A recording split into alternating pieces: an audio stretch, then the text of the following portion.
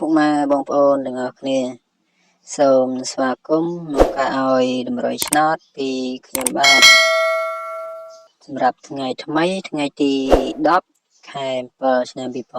2021ចែកជូនពុកម៉ែបងប្អូនដោយ free មិនគិតថ្លៃសម្រាប់តម្រុយឆ្នោតថ្ងៃថ្មីនេះតែមុននឹងឈានឲ្យតម្រុយឆ្នោតសូមពឹងពុកម៉ែបងប្អូនជួយចុច like វីដេអូនិង subscribe comment ក្រោមវីដេអូម្នាក់មួយដើម្បីទទួលបានវីដេអូការប្រាប់តម្រុយឆ្នោតជារៀងរាល់ថ្ងៃពីខ្ញុំបាទតោះចឹងកុំឲ្យរងចាំយូរយើងមកចូលឲ្យតម្រុយឆ្នោត free ចែកជូនពុកម៉ែបងប្អូនលេខពិសេសសម្រាប់ថ្ងៃនេះចឹងយើងមានខ្ទង់5និងខ្ទង់9 4 6 58 53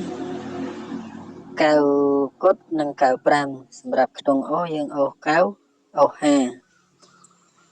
សម្រាប់ខ្ទង់8លេខយើងមាន953